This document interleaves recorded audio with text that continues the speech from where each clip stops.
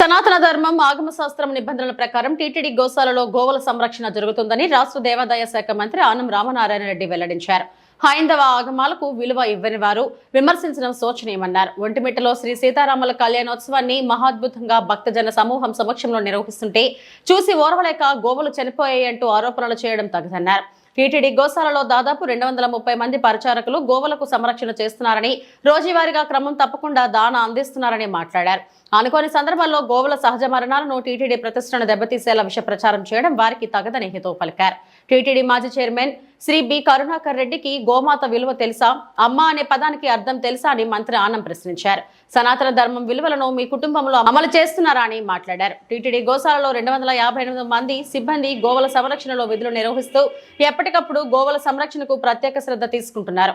రోజువారీ దానాగా ఆవులకు పచ్చిగడ్డి, ఎండుగడ్డి, ఎక్కువ ప్రోటీన్లు కలిగిన మిశ్రమ దానా, మొక్కజొన్న సైలేజ్ న్యూట్రిషన్ నిపుణుల మేరకు అందిస్తున్నాం. టీటీడీ గోశాలలో గోవుల సంరక్షణ పట్ల పూర్తి బాధ్యతాయుతంగా చిత్తశుద్ధితో సేవలు అందించడం జరుగుతుంది.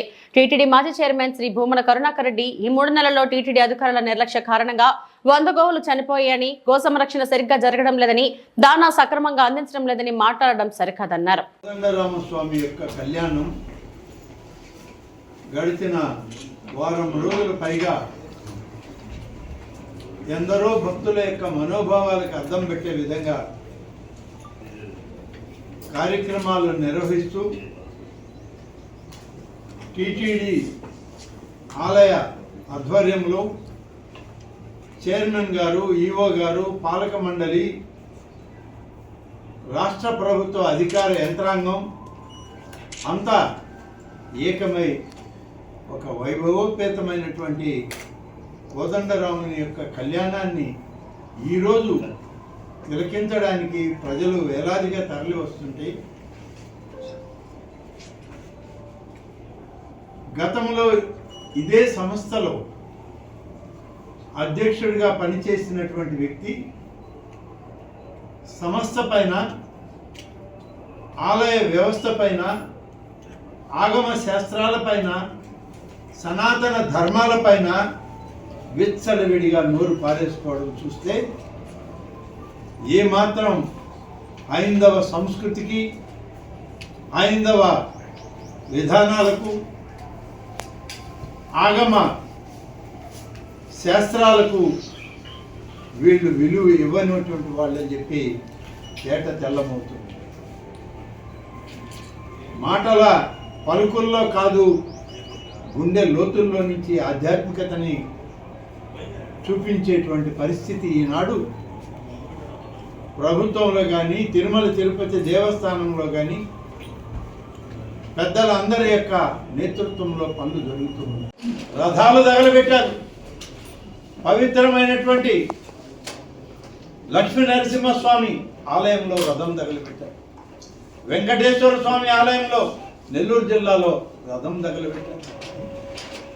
సాక్షాత్తు కనకదుర్గమ్మ అమ్మవారి యొక్క వాహనాలైనటువంటి వెండి సింహాలైనటువంటి ఆసనాలని వాటిని దొంగిలించారు. ఇన్ని అకృత్యాలు చేసిన మీరు ఇవాళ గోశాల గురించి, సహజ సిద్ధంగా జరిగేటువంటి గోశాలలో జరిగేటువంటి ప్రమాదాల గురించి మీరు మాట్లాడడం విడ్డూరంగా ఉంది. మీకు లేదు, అవకాశం లేదు. నైతికంగా మీకు మాట్లాడే హక్కు లేదు. హిందూ ధర్మాన్ని కాలరాయాలని చూసిన వ్యక్తుల్లో నువ్వు, నీ నాయకుడు ఇద్దరు ఉన్నారు. మీ గుండెల మీద చేయి వేసుకొని చెప్పండి, మీ కుటుంబాల్లో ఏం జరుగుతుందో ఒకసారి ఆలోచించండి. హైందవ సంప్రదాయాన్ని మీరు పాటిస్తూ ఉన్నారా? హిందూ ధర్మ ప్రచారం ప్రకారం, హిందూ ధర్మం ప్రకారం, సనాతన ఆచారాల ప్రకారం మీ కుటుంబంలో జరిగే కార్యక్రమాలు జరుగుతూ ఉన్నాయా? కానీ మీరు మాత్రం ఇవాళ మీడియా ముందుకు వచ్చి మా ప్రభుత్వాన్ని, మా నాయకుడిని, మా ముఖ్యమంత్రి గారిని విమర్శించడానికి, అందులో ఒంటిమిట్ట కోదండరామస్వామి కళ్యాణం జరిగే రోజు 5 సంవత్సరాల్లో ఒంటిమిట్ట కోదండరామస్వామి యొక్క ఆలయంలో కళ్యాణం జరిగితే ఎన్ని దఫాలు వచ్చాడు మీ నాయకుడు? ఎక్కడ విడిపోయిన ఆంధ్రప్రదేశ్లో ప్రభుత్వ పండుగ శ్రీరామనవమి సీతారాముల కళ్యాణం, కోదండరామస్వామి కళ్యాణం జరిగేది ప్రభుత్వ నిబంధనల్లో, ఆచారాల్లో, ఒంటిమిట్టలో.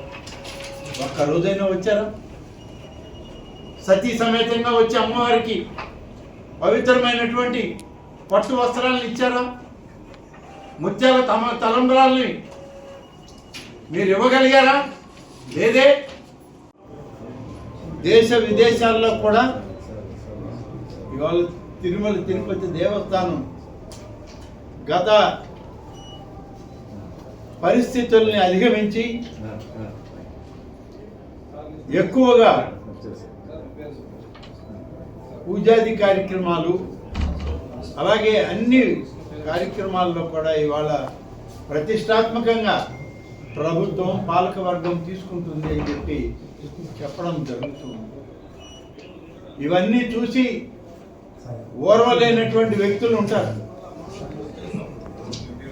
మరి వాళ్ళు ఈరోజు ఇంత వైభవంగా ఇక్కడ ఒంటిమిట్ట కోదండరామస్వామి కళ్యాణం జరుగుతూ ఉంటే, గడిచిన 10 రోజులుగా మొత్తం యంత్రాంగం అంతా ఇక్కడ ఉండి పనిచేస్తూ ఉంటే